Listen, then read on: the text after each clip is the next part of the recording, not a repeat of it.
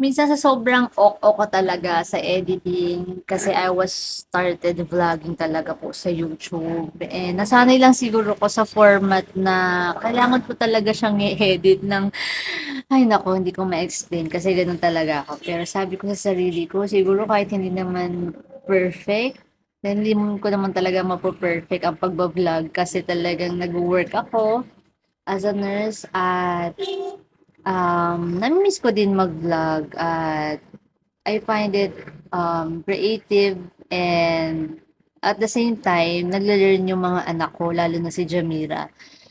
Because my 4-year-old daughter, napaka-curious niya, napakadami niyang tanong, gusto niyang matuto, gusto niyang maging helpful.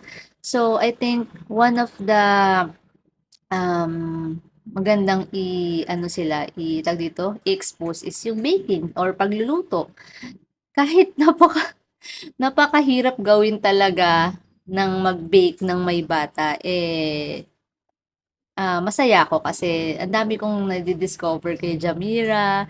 And, sa mga follower ko pala dito sa aking TikTok, nag-start talaga ako kasi para i-share ko din yung some of our journeys with my son. I have an awesome son. He is now 8 and this is my daughter who is now 4. So, imagine niyo kung gaano ka-challenging mag-bake ng may dalawang bata. At sabi ko, ako pa naman, may pagka-OC, so konting tapon lang, sabi ko, "Oh my God." Pero nilalabanan ko siya kasi kids will learn na hindi naman perfect at huwag kayong magagalit kung may natatapong mga bagay-bagay diyan kasi they're still learning.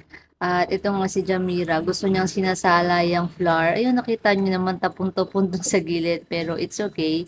Sabi ko, "It's okay, you're still learning." Minsan nga nagso-sorry pa siya, sabi ko, "But it's okay, still learning." Ayan nga, tuwang-tuwa yan talaga. So, sa part na 'to, hindi na ako gumamit ng machine kasi sabi ko, Diyos ko, si kuya siya talaga nagmamadali ng, cookies. So, yan si Kuya Seth ko, gusto talaga niya yung cookies, favorite niya yung cookies. At ito rin si bunso, request niya din sa akin 'tong cookies. At sa part na 'to, kinamay na nga namin. At before kaming bake, isa rin sa mga tinuturo ko sa mga anak ko is mag-wash muna ng hands before handling food. So, nakakatawa nga kasi before kami mag-bake, si Jamira na yung nagsabing, "Let's wash our hands." O, 'di ba?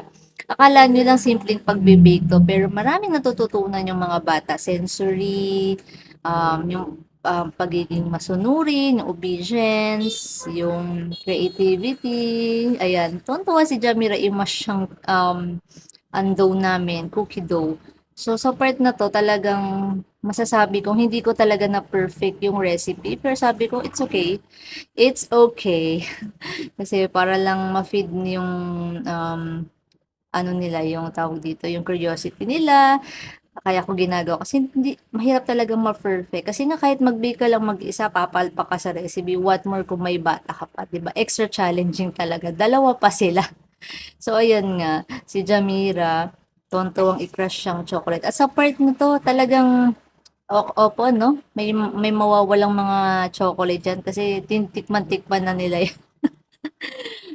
Hinahayaan ko na lang kasi napansin ko din sa panganay ko na with, my awesome son, minsan napapakain ko siya ng mga food 'pag sinasama ko siya sa pagpe-prepare at mis tinitikman niya like carrots, gano'n din si Jamira.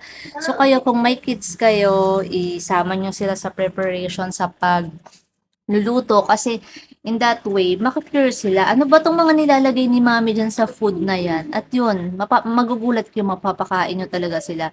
Gano'n din yung mashe-share ko. So ito na nga yung part na nagfo-form na kami ng cookie dough. Ayan, sabi ko ako, si Jamira tuwang-tuwa siya kasi gumagamit siya ng ice cream scooper at yan, fina-flatten ko yung dough. Sa pagbe ko ng cookies, mapapansin ko talaga pagka medyo konti yung nilalagay kong butter or margarine, talagang medyo hindi siya, ang tawag dito, malambot. So ito, alam ko nagkulang ako ng konti kaya medyo yung outcome nito is not perfect talaga. But it's okay, sabi ko nga, it's okay. Natuwa naman yung kids ko baking.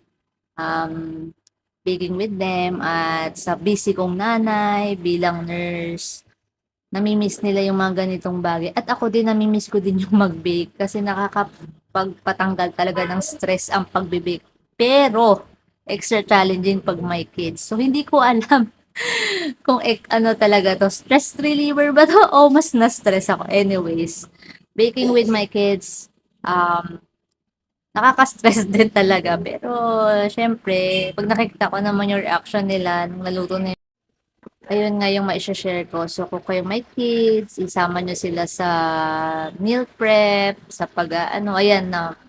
Ito nga sa part na to, tinanong ko siya, Jamira, is your hand clean or dirty? Sabi niya, it's dirty. Ang sabi niya, Mommy, let's wash our hands. O, di ba? Talagang sabi ko, hindi lang to basta baking. Maraming matututunan talaga ang mga bata pag nag-bake. Ayun na nga, ang dami ko ng kwento at ito na yung aming not so perfect cookies. Oh, pero ang sarap niya kasi Hershey.